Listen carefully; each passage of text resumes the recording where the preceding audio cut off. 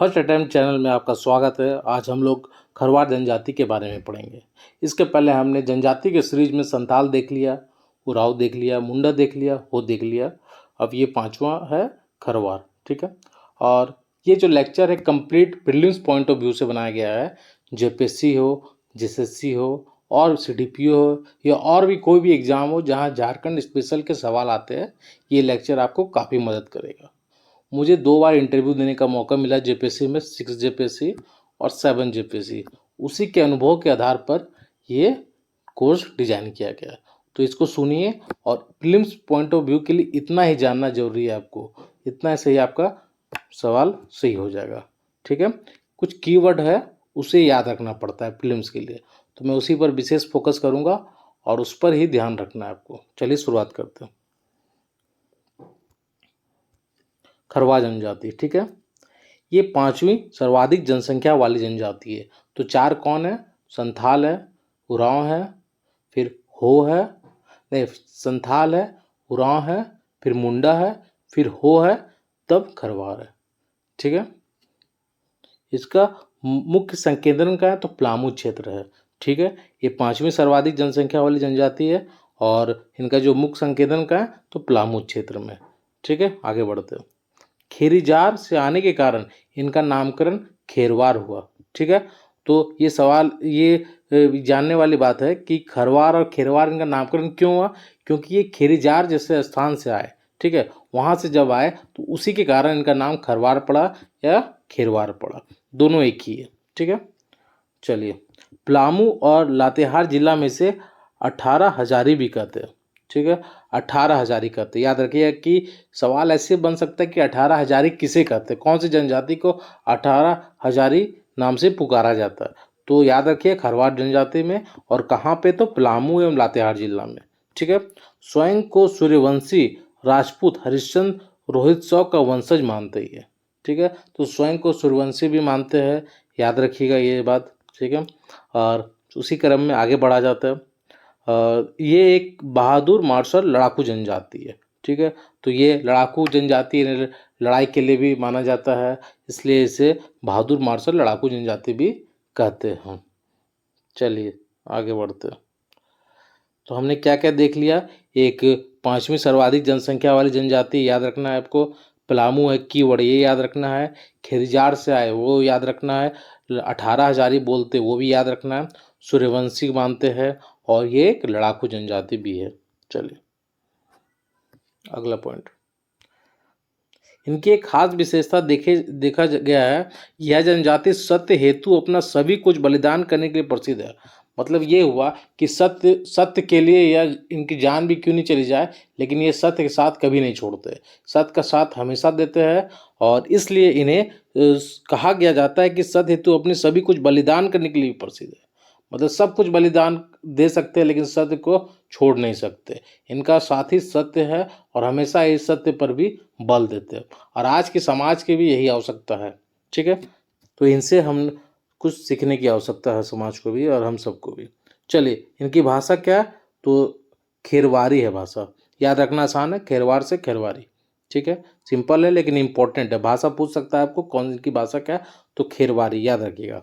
अब हम लोग अगला पॉइंट में जाएंगे, समाज और संस्कृति इनका देखेंगे कि इनकी समाज और संस्कृति की स्थिति क्या है, ठीक है। चलिए आगे बढ़ते हैं। इनकी 6 प्रमुख उपजातियां हैं, ठीक है। सिर्फ दिमाग में रखना है, एक बार रिकॉल हो जाएगा, 2-3 बार देखिएगा तो। मंझिया, गंजू, दौलतबंदी, घटबंदी, सूर्यवंशी और खीरी, ठीक है। तो सवाल ऐसे बन सकता है कि जैसे दे देगा ऑप्शन सूर्यवंशी, गठबंदी और दौलतबंदी, ये किस जनजाति के उपजातियां हैं, तो याद रखना है कि ये खेरवार की है, ठीक है, या खरवार की है, ठीक है।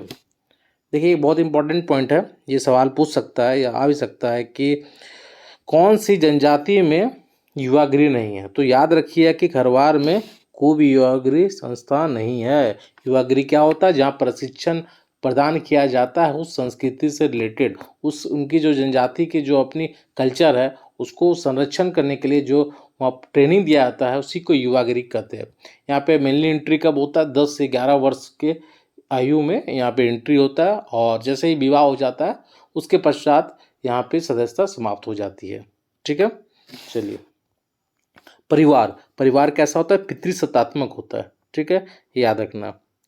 और यहाँ याद रखना, एक बाल विवाह को श्रेष्ठ माना जाता है। ठीक है, बाल विवाह जो कहीं ना कहीं ये इसे मतलब छोड़ने की आवश्यकता है, लेकिन इसके अपना एक कल्चर है, इसे बना के रखा गया है इसमें कि बाल विवाह को श्रेष्ठ माना जाता है।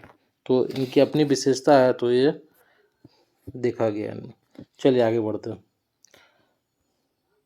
और देखिए कुछ नाम है, उसको याद रखना होगा कि विधवा विवाह को इन्हें क्या कहा जाता है इसमें? तो सगाई कहा जाता है विधवा विवाह को। ग्राम पंचायत जहाँ बैठती है उन्हें क्या कहता है? तो बैठकी कहा जाता है। ग्राम पंचायत जहाँ बैठती है उन्हें बैठकी कहा जाता है। ग्राम पंचायत प्रमुख कौन होते हैं इनमें? तो मुखिया या बैगा होते हैं। तो क्या क्या देख लिया, कुछ नामकरण है, उसको ध्यान में रखना है कि जो विधवा विवाह, विधवा पुनर्विवाह है, ठीक है, उसको क्या बोलते हैं? तो सगाई बोलते हैं। ग्राम पंचायत जहाँ बैठती है क्या बोलते हैं? बैठकी बोलते हैं। ग्राम पंचायत के प्रमुख को क्या बोलते हैं? तो मुखिया या बैगा बोलते हैं। ठीक है, चलिए आगे। 4 गांव का पंचायत उसको क्या बोलते हैं? चट्टी बोलते हैं। ऐसे याद रख सकते, च से 4, च से चट्टी। ठीक है, 5 गांव का पंचायत को पचोरा, प से 5, प से पचोरा। 7 गांव का सतोरा, तो उसको भी ऐसे ही याद रख सकते हैं। ये सिंपल है, एक बार देखिएगा तो याद हो जाएगा।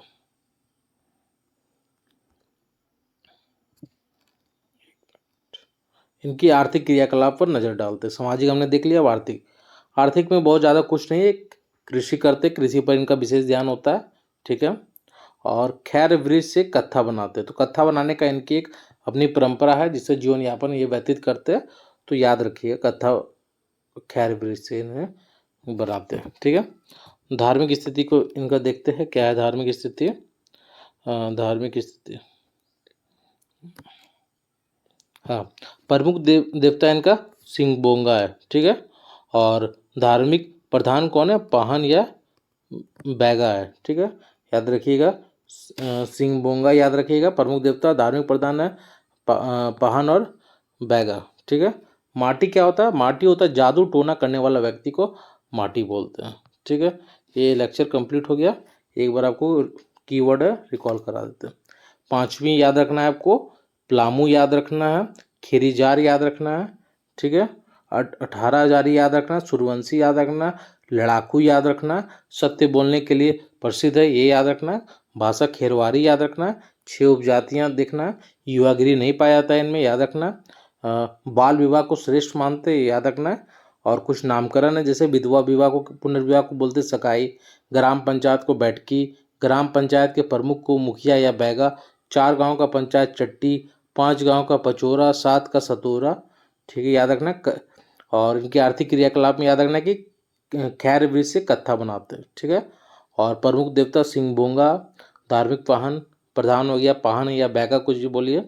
और माटी क्या होता है? जादू टोना करने वाले व्यक्ति को माटी बोलते हैं। ये लेक्चर कंप्लीट है, और मुझे लगता है इससे ज़्यादा आपको पढ़ने की ज़रूरत नहीं है इस जनजाति के बारे में। और बताइएगा लेक्चर कैसा लगा, लाइक और सब्सक्राइब जरूर कीजिएगा। धन्यवाद।